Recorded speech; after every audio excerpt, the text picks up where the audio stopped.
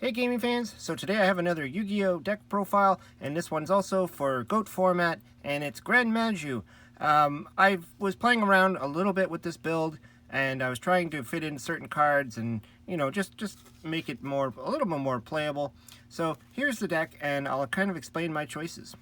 So naturally we have 3 of the Gren Maju.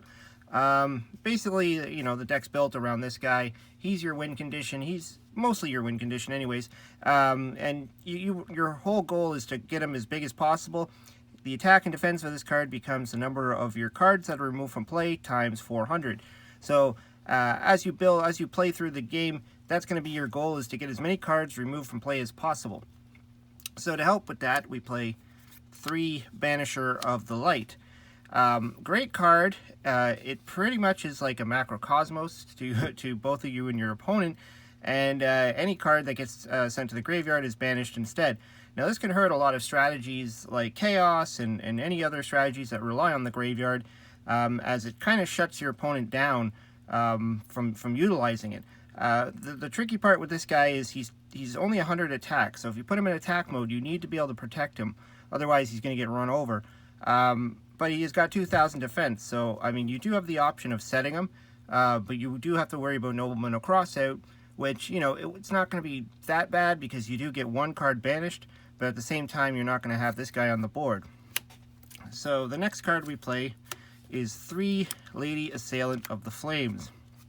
Now the thing I like about this card is it's a flip effect that when he flips over, you remove 3 cards from the top of your deck from play and inflict 800 damage to your opponent's life points. So what's great about this, and it's got a big body, yeah, she's got a big body, 1500 attack. So what's great about this is if it does get Nobleman of Crossout, you banish all 3 because they're flip effects, and so either way you're going to be banishing 3 cards with this card, whether it's through its own flip effect and banishing 3 cards off the top of your deck, or your opponent Nobleman of Crossouts this card and then 3 get banished, unless you have obviously some of them in your hand. But that's really cool, is that this card is going to almost always give you 3 banished cards. Then we play 2 Chaos Rider Gustav. I was originally playing 3, but I thought it was a little bit overkill, considering that we do play Reinforcements of the Army in here, so you can search it out. It's 1400 attack, and you can remove up to 2 spell cards from your graveyard to increase its attack by 300 points for each spell card.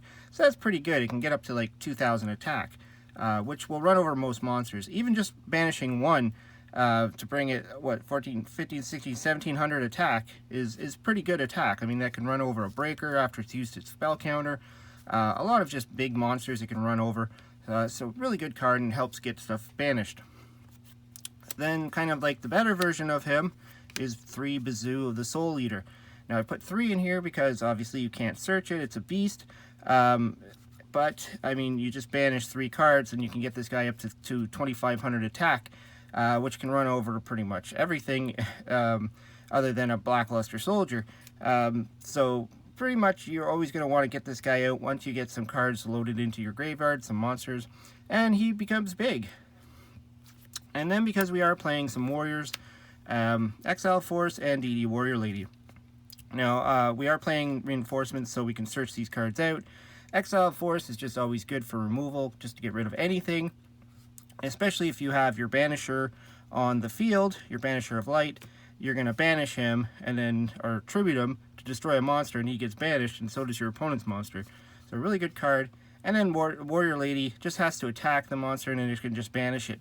Originally I was playing DD Assailant, or DD, what was it, yeah, DD Assailant, the 1700 one, but that one does have to go to the graveyard before it can banish. It's still a good card. I mean, if you want to take something out to put one of those in, or maybe 2, it's all up to you. So that's the monster lineup. So like I said, we play 2 Reinforcements of the Army, because you're only allowed 2 in GOAT format, so we max out on that. Then we got the standards, Pot of Greed, Graceful Charity, and Delinquent Duo, as most call it, the Trinity. You know, draw 2 cards, draw 3. Graceful is really good in this, especially if you have your Banisher out on the field, because then you're going to get to draw 3 cards and then banish 2 cards, which is really good. And Delinquent Duo could really hurt your opponent. I mean, it always can hurt your opponent. But again, if you start off your play with Banisher of Light on the field, and then you activate Delinquent Duo, that's really going to hurt your opponent because they're going to be banished.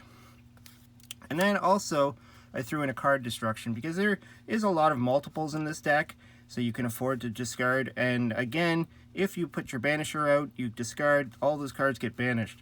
And all your opponent's cards in their hand get banished, which could really hurt them.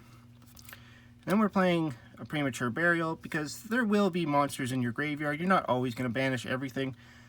So you could probably grab one of your Gren Majus, your Bazoo, whatever's still hanging around in your graveyard. Then we got 3 Book of Moon, really important card in this deck. You can do a lot of tricks with Book of Moon. I mean, it's a defense card, first of all, so if your opponent goes to attack, you can flip their monster into face-down defense position. But really, you're going to want to use it for things like Banisher. You know, first turn, you could set Book of Moon, summon Banisher, and then you don't have to worry about Nobleman of Crossout, unless you actually activate your book and then flip them face down. But you can protect them with this, so really cool. And if they go to attack, you just activate Book of Moon, flip them face down, the attack goes through, and now you got your face-up Banisher of the Light. So a really important card to have in this deck. That's why I maxed out at 3. Not to mention that if you had a Bazoo face-up since your last turn, you can banish 3 monsters, Book of Moon them, flip them back up, and then banish 3 more, if you have enough monsters in your graveyard, that is. Then we got 2 Noblemen of Crossout. I mean, this is just a standard. You can, you know, get rid of your opponent's, face downs. Also, you play 3 Book of Moon, so there's a chance you could flip one of your opponent's monsters face down and then cross it out. And if you really want to, you can set your Lady Assailant of the Flames and then cross her out to get 3 cards banished. That would be an option if you really, really wanted to get those extra cards banished. Then we play Mystical Space Typhoon, Nobleman of Extermination, and Heavy Storm for all back row removal. This one's an interesting one. It does banish. You can banish your own card if you want, again, if you just need to get one more card banished. But it's just really good to just kind of clean up that back row.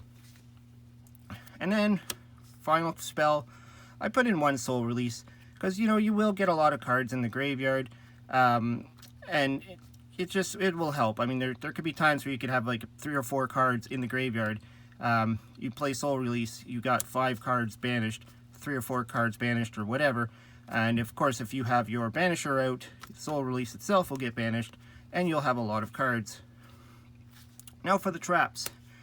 3 Threatening Roar. So this is what's going to keep your Banisher on the field. So if you normal summon him, and this is what I've done. I've played a few duels with this deck on Dueling Book, and that's what I'll always do. I'll normal summon Banisher of the Light, and then I'll set Threatening Roar. The opponent thinks that they're just going to drop a monster down and attack. Especially if they drop a breaker down, you're going to flip this Threatening Roar after they activate their breaker effect, and then they lose the counter, and then you don't have to worry about your Banisher getting destroyed by battle, and then on your turn you just simply turn them to defense mode. So one of the best defensive traps, chainable to all destruction, really good card. Then we do 2 of the Return from a Different Dimension. This is kind of like your backup plan, or you know, if you get your Gren Maju pretty big, you could activate this to do a finisher move.